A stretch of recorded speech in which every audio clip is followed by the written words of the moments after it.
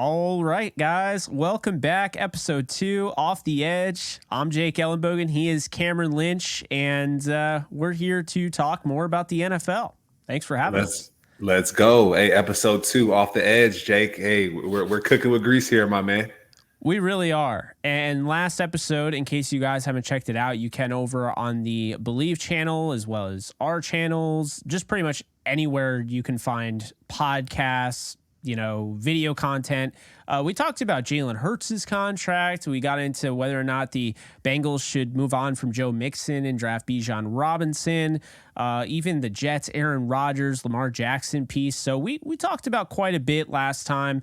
Excited to get into it. Before we do, as always, betonline.ag is your number one source for all your sports betting this season. Basketball info, stats, news, and scores. Get the latest odds and lines, including the latest player reports for this year's pro basketball playoffs.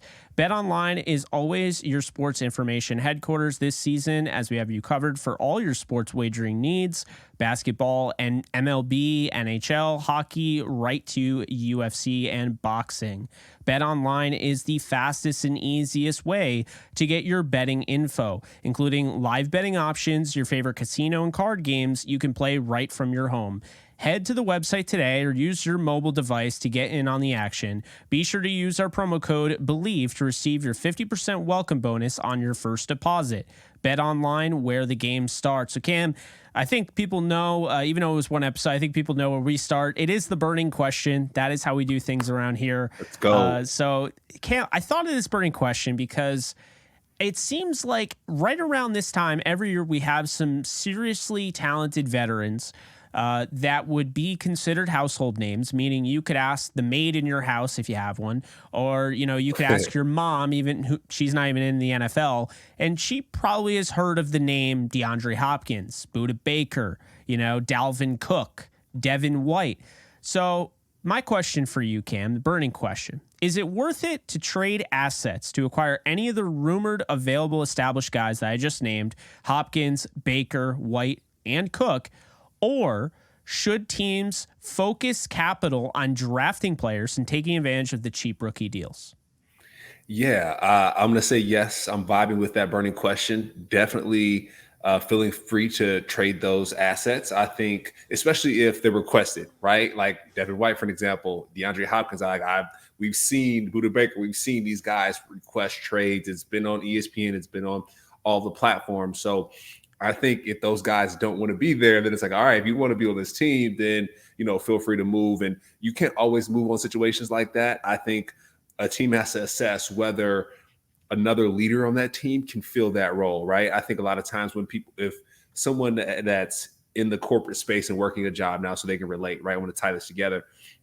If you're on a team, let's say, or you're working at a job for 2 to 3 years, the culture has changed, the leadership amongst everyone in that company has changed because you were there, you made it better.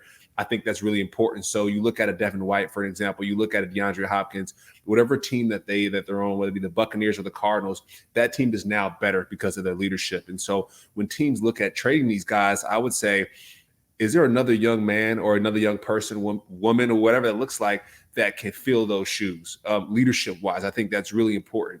The reason why I say that is, this talent that we're talking about, DeAndre Hopkins, Devin White, Budda Baker, you can't really find that in many places. So it's not about replacing their talent. It's really replacing their character, right? Or really filling in those shoes of their character and their leadership abilities. I think that's really important. And the reason why I say that is because if you go back to the Patriots, I had a chance to broadcast, the Patriots and the Rams, and looking at some of these Patriots teams that have won. Of course, they have your Tom Brady, but also, some of the people that they play with, Chris Hogan and Julian Edelman.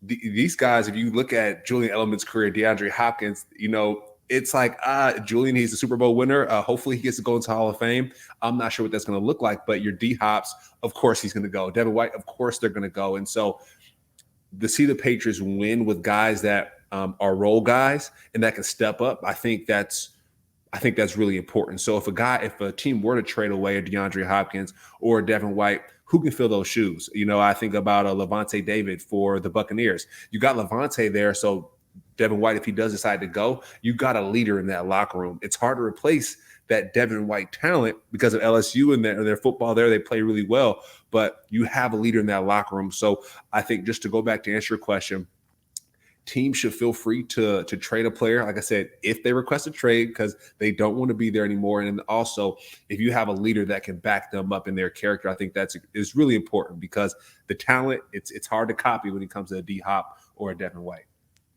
And now I want to ask you, from the other side of things, for you being a team, maybe you're on the rise, does it make sense? Like we've seen in the past, the Chiefs, instead of going out and getting Odell Beckham Jr. this year, the Chiefs, instead of going out and getting DeAndre Hopkins, like they're relying on a guy that they drafted last year, right?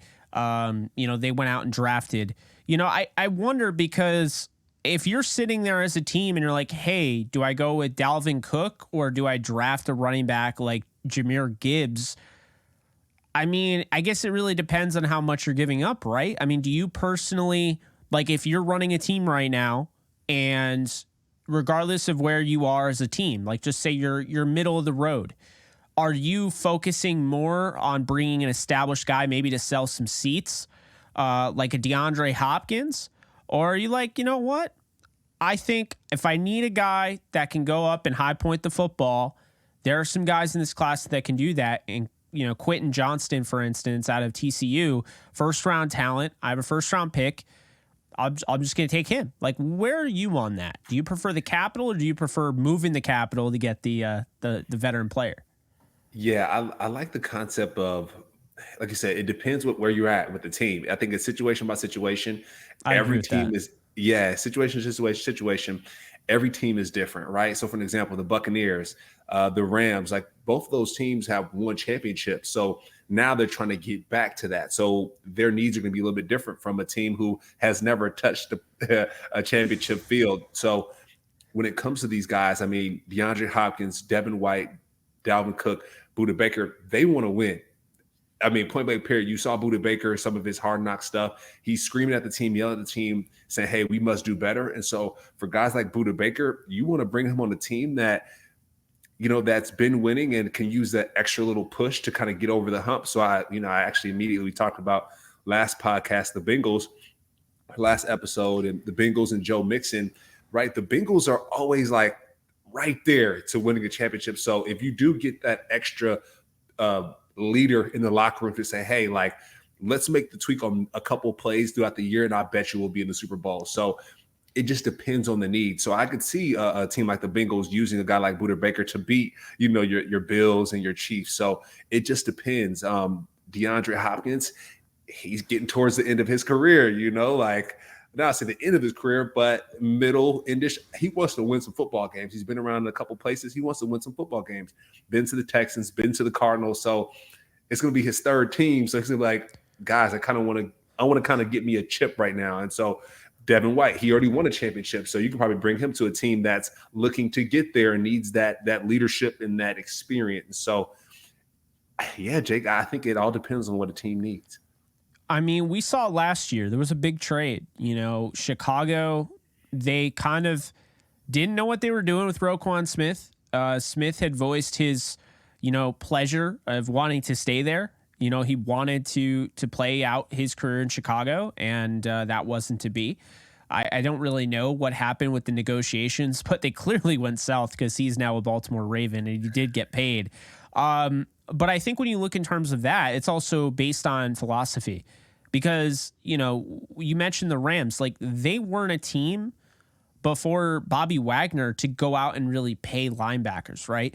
So while they didn't trade for Bobby Wagner and they signed him and now he's no longer there, like that wasn't really their philosophy. They weren't a team that would go out and get a Roquan Smith, right? But they are a team in the past that has traded for a wide receiver in Sammy Watkins. They're a team that has traded for a cornerback in Jalen Ramsey. So when I look at quarterback as well in Matthew Stafford, so when I look at it, I guess it kind of depends on what the team prefers, right? Because, you look at a team like, say, the Ravens, it didn't shock me at all that the Ravens went after a linebacker, right? We look at the Broncos, they go after a quarterback. You know, it didn't shock me at all. The Broncos were a team that wanted a big name quarterback. They're the same team that did the same thing with Peyton Manning. There are teams that value running backs. I mean, you saw the 49ers, they gave up almost their entire draft to go out and get Christian McCaffrey. So I think it really depends on who you are, what your philosophy is, and where you stand. Because if you're saying right now that you want a DeAndre Hopkins and your team is bottom of the league, but you just want a big time receiver to put butts in the seats, I don't know if Hopkins will even play a game for you. I think he'll request another trade, right? Yeah. You know, if you're a team that needs a leader in the locker room, a voice, you need a hard-hitting safety in the back end of your secondary, then go out and get Budda Baker. I mean, if you can do it, I mean, I would be kind of cool to see him with Minka Fitzpatrick in Pittsburgh. I'm not going to lie. So that's another one. You know, Devin White. If you feel like you need that leader in the middle, you need a true linebacker that has 4.4 speed, the lateral, explosiveness to get from sideline to sideline. If you're looking for that athleticism, you're not going to find it all over the draft. You're definitely not going to find it this year. You know, there's not a linebacker that I think is going to go in the first round. So you could argue Devin White has more value because of it, but we've seen the Roquan Smith trade and what that kind of looks like, a second, I believe a fifth. So that's interesting. And then you have Dalvin Cook. And this is a little weird because Cook might not have as much, left in the tank. He is a running back. You have a certain amount of years with the running back, first off. Second, he's had issues staying healthy. So while he can lay some punishment out and he is a good running back downhill, I have concerns about his durability. So I think it kind of goes back to what we were saying. At the end of the day, it depends on who you are and like what kind of trade you're trying to make. Yeah. Yeah. And then you go back to the Dalvin Cook piece, right?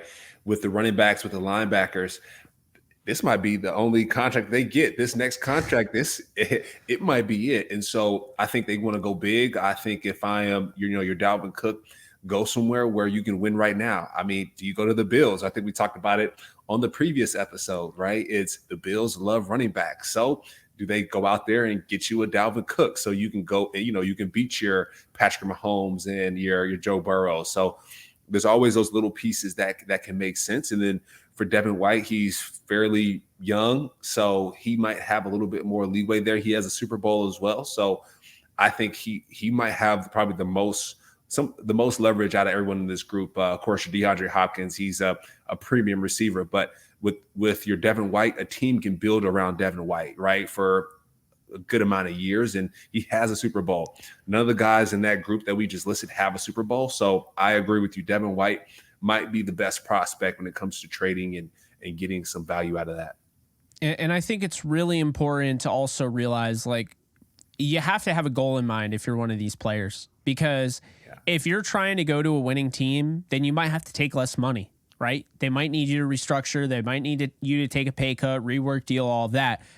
If you're trying to just get paid, then you might just be going to a Chicago Bears team that has like $100 million in cap space or whatever the hell they have, But, you try to go to a team like that and you're like, all right, I'm going to go get paid. But you also might not win a Super Bowl. Like, you can't have both. I mean, sometimes you can, but it's very, very unlikely. So that's the thing. And I think those guys know it, obviously, making those trade requests. And some of them are rumored. I think Cook is rumored.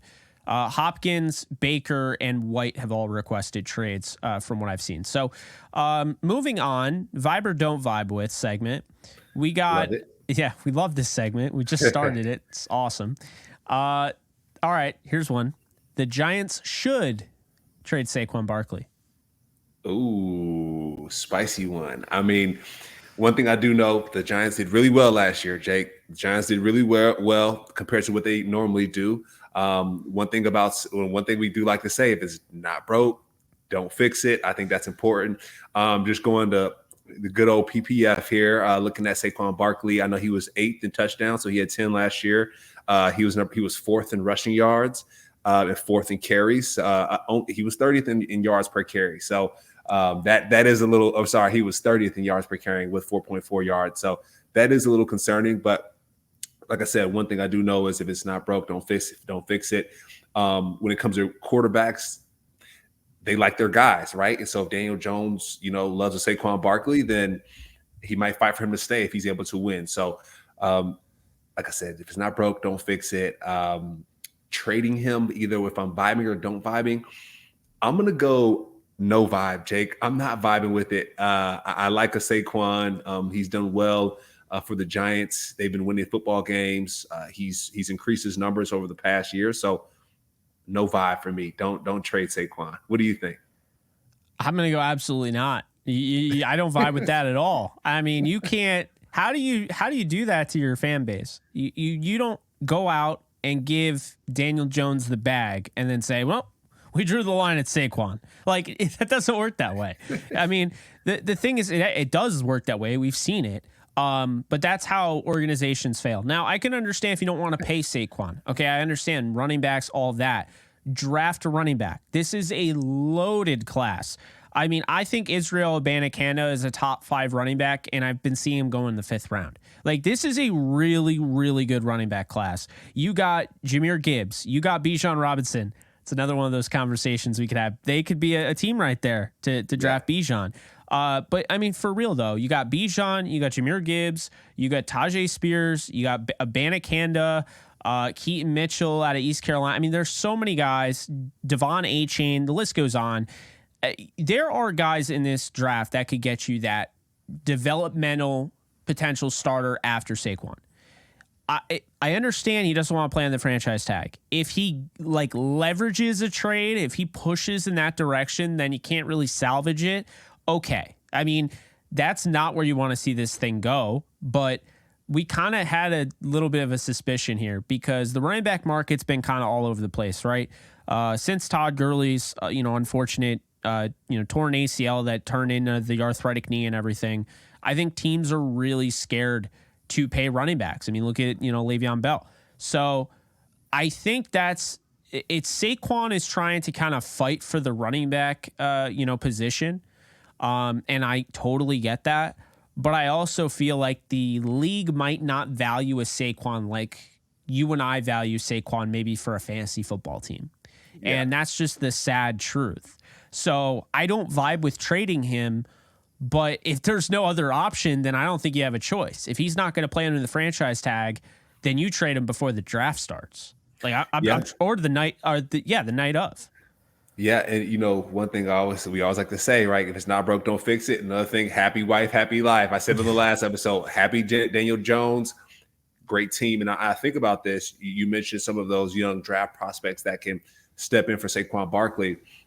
I'm thinking about the NFL in general, and I'm thinking about blitz pressures. I'm thinking about responsibility. And number 3, I'm protecting your quarterback. We talk about this a lot on the Believe in Rams episode when it comes to Matthew Stafford and making sure he's protected when it comes to the offensive line. And a lot of times when it comes to the running backs, they're responsible for blitz pickup. And if you get some of these young rookies who are coming into the NFL, it's a different ball game, Jake. I mean, you got guys who are humming, who are getting paid millions of dollars to take off Daniel Jones's head. And I know my Megan run. I know Daniel Jones has wheels, but we don't want to see him running for his life. We'd rather see him running for a touchdown. And bringing in a young running back, a rookie, that could be a little risky, Jake. That could be a little risky. So now that we're talking through this a little bit and we're kind of unpacking this, I don't think you really move on to Saquon Barkley with a new draft pick unless you want them, or unless you bring someone in to learn behind him, right? I would feel more comfortable with that as bringing someone behind Saquon Barkley. Maybe it's another veteran, or not a first rounder, not a second rounder. You don't want Saquon to be upset where it's like, oh, I got this young rookie behind me, so I don't know how long I'll be on this field for. And he lets a blitz slip pass and hits Daniel Jones, and then he's on to this next contract a little bit later. We don't want any of that drama, anything slipping through. I think if you're the Giants organization, the first thing is protect your quarterback. And the way you protect your quarterback is you build your offensive line and you make sure your running back can block for him, and you make sure your running back can run the ball, because when you run the ball, that opens up the pass game, vice versa. So, like I said, now that we're talking through it, no vibe. do not trade Saquon if you don't have to, or pay the man. Yeah, I mean, if he puts you in a situation where you don't have any other choice, then you kind of put yourself in that situation yourself. It's just I'm not jealous of them. I'm not jealous of them being in that situation. I'm not jealous of the people that have to hash that whole thing out, because that could end really ugly. This is one of those things we'll have to double back to, because when I look at this news segment, or this piece of news, this is something that right now people are a little distracted, right? There are things going on, but let's monitor this, because this could turn into something on draft night. This is one of those things where, we kind of, maybe with AJ Brown a little bit, we kind of just were like, I don't know, AJ, and then he gets traded on draft night. Same thing with Marquise Brown, so we don't really know how this is going to go. But I agree with you. I really don't vibe with trading him unless it's like literally the last scenario that you have. So that's that. Speaking of the last scenario that you have, the 49ers have 3 quarterbacks that could potentially start this year. I'm not saying 3 franchise quarterbacks. I'm definitely not saying 3 great quarterbacks. But they have Brock Purdy, who had a really good year, towards down the stretch when he had to take over for the 49ers, helped lead them to the playoffs. And I believe he went like 7-1. I mean, he was really, really good for them down the stretch. Now, keep in mind, plays in the very quarterback-friendly scheme that, Kyle Shanahan has invented for pretty much any quarterback. But Purdy has mobility. Purdy does help in this day and age, with his ability to move around the pocket. He can make the throw down the field. We didn't really get to see it, but I think the big thing about him at Iowa State that I always had an issue with was just his poor decision making. And I think he did a good job. He needs to, have some credit where credit's due. But I do think that it's very fair to say that Kyle Shanahan's offense not allowing him, or rather forcing him into some trouble, kind of kept him away from that. So now that teams have tape on him going into this year, he's a little bit of a question mark, all that. Then you have Trey Lance, who you spent 2 first-rounders on, and they're constantly getting flamed for it. They haven't won a Super Bowl, so it's the whole thing like, well, what were you doing, But at the same time, Trey Lance was my number 1 quarterback in that draft. Like, I was all for trading up to get Lance. He's had some issues, like injury-wise. He's constantly been, in the headlines as, he had a bad day in practice. You know how it is. I mean, we saw it with Zach Wilson, where everyone was saying Joe Flacco had a better offseason program than Zach Wilson. It's just, that's the media putting pressure on you, right? But Trey Lance has had nothing but good things said about him from his teammates. George Kittle talked highly about him. And I'll say this right now. Trey Lance, he played in a monsoon week 1, and then week 2 he gets hurt and he's out for the year. Yeah. That was his season. So then you bring in Sam Darnold, who had a little bit of a, dare I say, resurgence at the end of last year. He wasn't great, but he wasn't bad. And he was good enough to manage a team. And, before you laugh and cackle at me for even suggesting that, this is the 49ers. They don't need an Aaron Rodgers. They don't need a Tom Brady. They've been doing what they've been doing with Jimmy Garoppolo. And he's a solid quarterback, but he's not somebody that's a top 10 quarterback in the NFL. And that's not needed in this offense. This offense is designed to win after the catch. You have guys all across the board that have the archetype to win after the catch, whether that's Brandon Ayuk, whether that's Deebo Samuel, whether that's Christian McCaffrey, Elijah Mitchell, it's all over. George Kittle. So, vibe or don't vibe with Cam, the starting quarterback for the 49ers, as I prefaced that for a long time, this year will be Brock Purdy. Yeah, I'm vibing. I'm vibing with it. I think the 49ers have a great problem right now, right? I think we talk about it a lot. Quarterback is currency at the end of the day, and they have 3 quarterbacks that they can go into a game and start with. There's a lot of times when teams only have one viable quarterback and then a backup that can maybe get some things done. But the 49ers have 3 quarterbacks that they can go in and win games with. With Trey, we haven't, like you said, we haven't had a chance to see him. But when we do see him, he balls out. And so that's a good problem to have. And someone that you spend a lot of money on. So you have a lot of hope in that.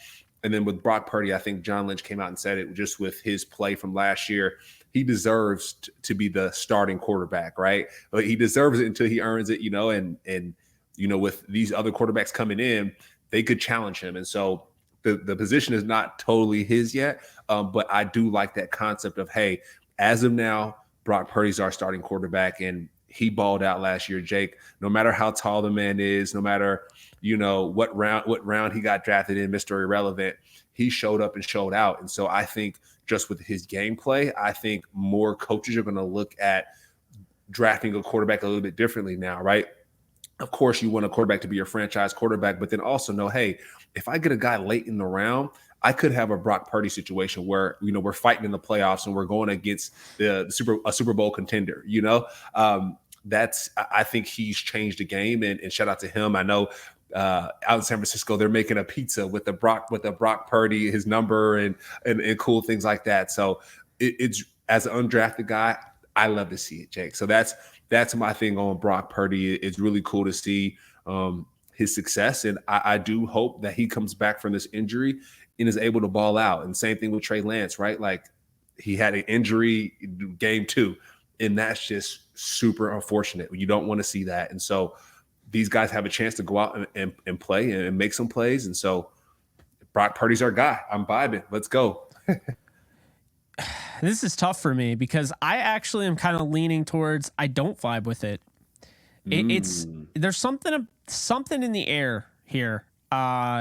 It just kind of gives off the vibe that they're gonna go with Trey Lance. Because if Purdy had won the Super Bowl, now they're stuck. We saw the backlash, with that's actually a big issue. I think Trey Lance would have been doomed if Purdy won the Super Bowl. We saw that with Carson Wentz. Mm-hmm. When Nick Foles won that Super Bowl, that was Nick Foles' Super Bowl ring now. Even though Carson Wentz led them there, even though Carson Wentz, was the MVP before he got injured at the Coliseum, which Brutal. Yeah. Oh, yeah. We were there. Sheesh. Yeah. Awful. That's the thing, is that if that had happened, and Purdy had won the Super Bowl for the 49ers, they're committed to him. They have to be. He won you the Super Bowl, the first Super Bowl since 1995. Like, there's no other way to put that. So he didn't win, and now the floodgates are back open. And to me, I look at it and I'm like, you invested all that in Trey Lance. He was the starter and got hurt. He wasn't benched. He had a freak injury, and he played in a monsoon the first game of the year. Mm-hmm. I mean, that game was ridiculous. I don't even. Football's crazy, man. Football's crazy. Yeah. I just I understand it's hard to play in the rain, like playing baseball, but there's sometimes where I'm like, but they can play in that, and they're going head. It's a bunch of car crashes in the field, and you guys can't. I don't know. But anyway, my point is that football's crazy. Is that he played a monsoon, and then his second game he was out. So I actually think either Trey Lance is getting outright traded on draft night or close to draft, or he's their starting quarterback, because I don't think there's an in-between here. He's way too much as far as the weight on the roster. Brock Purdy doesn't weigh that much on the roster. I mean, at the end of the day, Brock Purdy was Mr. Irrelevant. He's going to cost literally nothing, like pennies. But Trey Lance has that first-round contract. Now, that's not a Sam Bradford contract because the CBA has been completely, revamped. The rookie wage scale is more affordable now. Back in the day, you had to pay franchise money for drafting the number 1 overall quarterback. But it's still a first-round contract. And he hasn't really played a lot, so you don't really know much about him. So at that point, you ask yourself, is it worth to continue playing him and try to maybe jack up that trade value, or do we just move on from him now and cut our losses? And Cam, you don't just cut your losses. This isn't just a 6th rounder in 2025, like when the Rams make those deals. No, this is a legit 2 first-round picks that are out the window. If you cut your losses, you wasted 3 first-rounders because you traded 2, and then you drafted him. So if you're admitting defeat, you're admitting defeat. I personally think he can play in this league. I believe in Trey Lance. And, this might end up on, freezing cold takes, but I'm going to stand by it. He was somebody, when I went through the process, I was like, he's one of the best prospects I've ever watched. And I understand he played at, Division I AA in the FCS. But let me just say this right now: to defend the FCS and defend North Dakota State, also known as the Alabama of the FCS. How many teams want to play North Dakota State? How many of those big SEC schools schedule North Dakota State on their schedule? Just saying. I see what you're saying. Yeah, Trey Lance had one interception too, mind you. Yeah, those are usually win-win games, and if you play North Dakota State, you might not come away with the win. Exactly. You might go home sad. Exactly. Remember when Appalachian State, they knocked off Michigan? Like Michigan was like a top team. That big upset. It's like that. I mean, who's to say that can't happen? I mean, North Dakota State is they're legit, and they know what they are. They don't have to leave the FCS. And Carson Wentz came from there too. I mean, hey, you got, like you said, you got some ballers over there. And just to your point, Jake, you just think about, I know you put a lot of time in the draft process, right? Taking the time, taking notes, watching film. Think about that whole organization for the 49ers. Those scouts that were like, hey, this is our guy. How many trips they've made to the cold for him, the conversations, the fans. So I agree with you, right? I think really digging deep, investing in their guys and believing in them. I think that's important. And the 49ers, right? We've seen it. No matter who's at the quarterback, they're going to win football games with their program or who they have in that building. I think it's important. We talked about in our last episode, it starts from the top down with John Lynch, with Shanahan, with the folks leading that organization. I think they're bound to win. And so if that's the case, make sure that the quarterback that you invested in, make sure that he has a chance, he has a shot to win, because the fans are going to be upset. All the folks who bought those Trey Lance jerseys, who screamed his name on draft day, if they're not able to see what they scream for out on the football field and at least see what he can do, that's going to be disappointing. So get a man a chance. And I agree with you.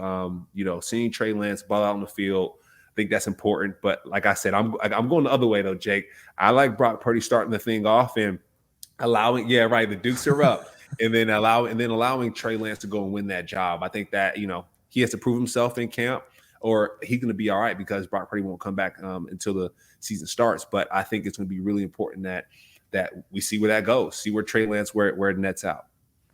Yeah, and it's interesting, before we wrap this area of it up, it's almost interesting because we get to see Brock Purdy now with like pressure on him, now that people know who he is. And I think it's not to, discredit what a UDFA or a late round pick goes through, because like you said, you can't make the team in the cold tub. We're going to keep saying that, but at the same time, you don't get the attention like the first round guy gets, right? Constant media pressure, and anything you say, literally at the grocery store, you could look at someone weird and they're, claiming that you said something to them. Like, I mean, you're under constant scrutiny. We saw Jared Goff. They were like, the sun sets in the west. Like, you remember that whole thing? I mean, like, people talked about that on talk shows for weeks, Cam, weeks. Facts. And like, you and I both believed that Carson Wentz was the better prospect, but like, they talked about that for weeks, about why he wasn't better than Carson Wentz. Just that one little clip that was on Hard Knocks. I mean, that's what we're looking at here. So, I think it's going to be really interesting to see how well, Brock Purdy kind of adjusts to, people actually knowing who he is now, right? Yeah. Instead of Trey Lance, who, I know it sounds weird, the FCS guy, right? The Big 12 guy and the FCS guy. But fact of the matter is that the FCS guy got picked 3rd overall and had a team trade up to get him. And it was a big scrutiny. So it's a lot of pressure. A lot of pressure. Speaking of which, a guy that's going to be under immense pressure, because I think he's going to be the number 1 overall pick, Bryce Young, canceled all pre-draft meetings. That's normally a good sign when you're projected to be in those first 2 picks, that you're going to be in those first 2 picks. But vibe or don't vibe with, Cam, Bryce Young is going to be the number 1 overall pick in the 2023 NFL draft. Yeah, easy vibe there, Jake. I saw the other day the Manning brothers and their dad Archie, they had Bryce Young at their camp, right? And to see that air on like NFL Network, I'm like, ooh, Peyton Manning, Eli Manning, these guys have their own show during the football games throughout the week, and so they're known as some of the better quarterbacks to walk through the NFL hallways. And so for them to push forward a quarterback before the draft, that's like the NFL saying, hey, we all trust this guy, draft him, right? And so to see that he canceled his meetings, it just sounds like the Panthers were like, hey, dude, don't go anywhere else. Just prepare for training camp. Here's the playbook, or here's someone who knows the playbook. Go talk to them ahead of time because we're going to be expecting you here in North Carolina come start the season. So I think it's a good thing. And like I said, just to see the Eli and the Manning brothers stamp him for approval. After I saw that, I was like, all right, Bryce Young's a guy. So I'm a vibe. It's a vibe for me. Yeah, I'm going to actually vibe with this one as well. I fell for it. I think the media fell for it a little bit, the whole CJ Stroud vibe, right?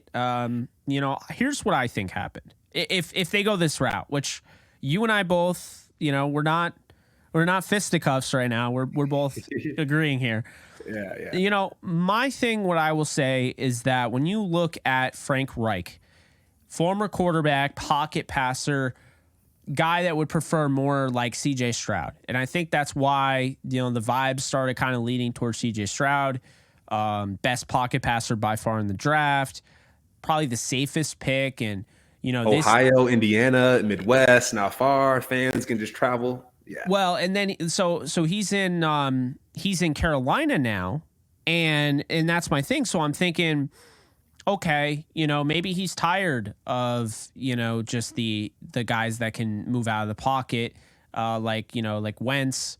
But then I was like, wait a minute, that doesn't make any sense, because then you look at Phillip Rivers and you look at a little bit, like he had a slice of pie with Matt Ryan before he was ultimately fired. So let me be real here. I think there was probably some internal discussion. Josh McCown, the quarterback coach, Thomas Brown, who we know very well, former running back, tight end, and assistant head coach of the LA Rams. I think they all kind of had this internal discussion. They're like, yeah, CJ Stroud might be better right now, but Bryce Young represents what the NFL is trending in, the direction they're going in.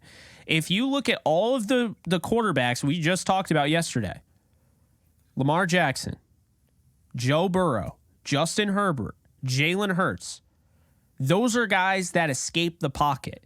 They might not be straight up running quarterbacks, not all of them, but they can run.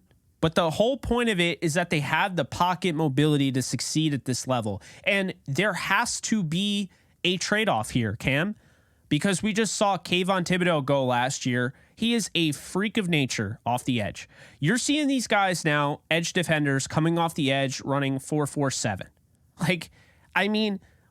It's getting to the point where we're going to see a 4.2 guy coming off the edge. It's going to happen. And then at that point, you need to have you need to have a counter to that, because not every left tackle is going to be able to stop that. And so what happens? Well, I'm not saying it's a foolproof method, but having a guy that can take off and get out of the pocket and escape a little bit does help. And I think Bryce Young, a guy who didn't run as much as he could have in college, a guy that's more disciplined, this is not your stereotypical, everyone looks at the RG3 comp anytime somebody runs. Why you don't run RG3? No. Bryce Young is really, really smart. He doesn't run to run. He runs to set up the pass. He really wants to throw down the field. He's been compared to Drew Brees. I see some Jalen Hurts right now in his game. I think he's a combination of those guys. I think he's a little bit of Russell Wilson, Kyler Murray. I mean, it might seem cliche because they're all kind of, smaller in stature, but he plays like that. Like those are pocket passers mixed with some runners there, but he has the ability to run. He has great athleticism. I believe he ran a 4.5, and I trust him to throw the ball, make all the throws all over the field, and be a leader and play for a big time program in Alabama. I don't have to worry about him where the bright lights are too bright. Yeah. I mean, he won the Heisman. I mean, come on, this guy has it all. And you mentioned the Drew Brees piece, and I told you I was watching the Eli Manning and Peyton Manning piece with their dad, and they compared him to a Drew Brees, and like to get that compliment is insane. Like, not everybody can be compared to a Drew Brees, and so to get that compliment is next level. I think, you know, the Panthers fans or whoever gets this young man, it should be excited. I think one thing that we do have to note is staying healthy. He is a smaller quarterback, and so they talk about this with Kyler Murray. Staying healthy, that's extremely important. If the quarterback's not healthy, we just talked about it, the Trey Lance piece, it's going to be tough. But I do think he'll be able to start right away. He'll be able to contribute right away. He'll be smart. He'll take care of the football, and he's going to win some football games. He's going to win a lot of football games. So I like it. I'm vibing with it. And, you know, going back to your point about being able to escape the pocket, we just talked about someone who has wheels, right? We talk about a Daniel Jones. Daniel Jones, he might not seem like he can roll, but he can roll. And so, like you said, you need to have guys that can move around. I remember Bryce Young seeing a couple games where he's almost getting his head taken off, but he has that wiggle to be able to get out of it, throw the ball down the field, and make plays. And that's what you need. And so the Panthers, if they're going to get Bryce Young, they have to make sure that their offensive line can block, Jake. If people go back and listen to our Leaving the Rams podcast, we don't want our quarterback running for his life, right? I mean, like you said, the defensive ends are getting faster. They're running 4.4s, 4.3s. They're going to have to run for their life, but they shouldn't have to do it every play, right? If you have a guy that can a tackle that can slow them down and a running back that can go and chip protect, then okay, you know, we can work with something. But the fact that Bryce Young can move, he can evade the pressure, be smart, protect the football, that's what the Panthers fans need. At this point, the only time that they had something great like this, I would say, is since Cam Newton, when they were able to go, contend for a title. They might have another chance in this quarterback too. So, hype to see what happens in a few weeks here. Yeah, I actually, kind of going back to that offensive line piece, I think they got a really good looking offensive line, Cam. I think, outside of, obviously the questionable nature of Austin Corbett suffering that injury at the end of the season, that really sucked. I don't know if he'll be back in time for the season. If not, they might have to draft somebody. I know they drafted Cade Mays last year, 6th rounder there. Brady Christensen is a 3rd rounder from the 2021 class. He's slated to start.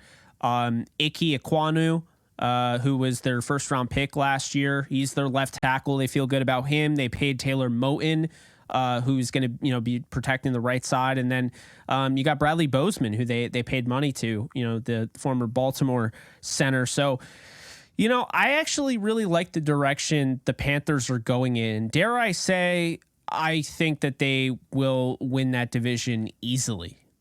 Oh, I do. And I said that even if they went out, vibe or don't vibe, Jake. Are you vibing? Are you doubling down on that one? Oh, I'm vibing with it. I'm vibing. Bryce Young and the Panthers will be hosting a playoff game. Hot take. Clip it up. Put it on the Believe social. Rack it up. Wow. So, okay. Yeah. So we are running out of time. Real quick though, do you vibe or you do not vibe with an NFL team drafting Tennessee quarterback Hendon Hooker, who I will add is 25 and coming off a torn ACL, in the 1st round? I vibe with it, Jake. I vibe with it. I vibe with it. I think they're gonna get him. I looked at some of the teams that really need a quarterback right now. You got the Falcons, the Titans, the Jets, and the Washington football team. You got Desmond Ritter, and Taylor Heineke at the Falcons. Why not get a franchise guy and see what he can do there? What I really like is the Titans. I know they got Ryan Tannehill. I know he's a little injury prone, but my man Ryan Tannehill also has wheels as well. He can run. And so bringing in someone that can learn from him, you won't start right away, but I think learning from a guy like Ryan Tannehill could be really, really beneficial. And Jake, the Titans are in Tennessee, my man. And so with him coming from Tennessee, that's I like the fit.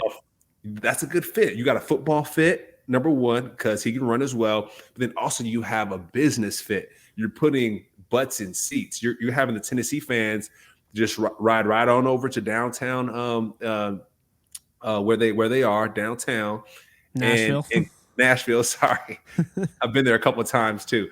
Downtown Nashville, and watch some football games. So I think that's a business fit. They're going to sell a lot of tickets, I think, and that's just I love that move. And of course, you got the Jets, Aaron Rodgers and Lamar Jackson piece, and then the Washington football team. I know they have Sam Howell and Jacoby Brissett, so I can see that being a fit.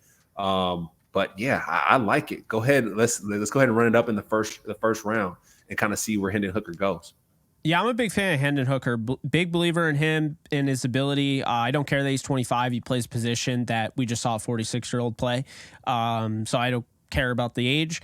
The ACL, it's not the 1980s. It doesn't mean that, an ACL doesn't mean the end of your career. So right off the bat, throw those away.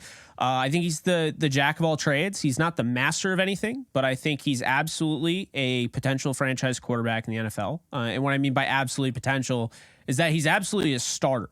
Whether he becomes a franchise quarterback, that remains to be seen, but he will at some point down the road be a starter. He makes more sense for the Titans than trading up to get Will Levis, in my opinion. So I don't think he goes in the first round, though. I think he'll go in the second.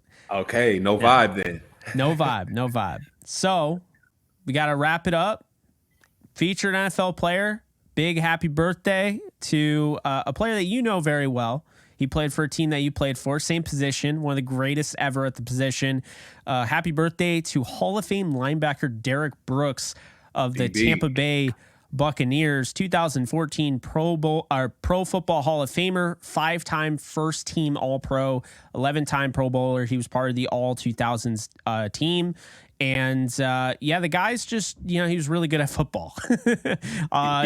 Defensive player of the year. Just an outstanding player. So happy birthday to Derek Brooks. Yeah, I mean, Derek Brooks, what a guy. I mean, you think about your Ray Lewis's growing up, that was me, but then also you got your Derek Brooks. So to be able to play for the organization that he played for, outstanding. Seeing him in the hallways, seeing him in the Tampa Bay community is amazing. And I don't think a lot of people know this, but he actually works for the Tampa Bay Lightning, and he actually has Tampa Bay Lightning rings. So he's won a football championship, and he has a couple hockey championships. So that's cool. That he's a damn cool guy. Derek Brooks, DB. I had a chance to podcast with him as well. I know the Lightning, they have a couple podcasts. So special guy in my heart, special guy in the Tampa community, NFL community overall. So big happy birthday, DB. That's awesome. Well, I love that. That we can end the show now. That was great. Be sure to like, subscribe, comment, rate, review wherever you get this show. Follow my guy Cameron Lynch 50 at Cameron Lynch 50 on Twitter. You can follow me at JK Bogan. We are out of here. Thanks so much to betonline.ag. We'll see you guys tomorrow.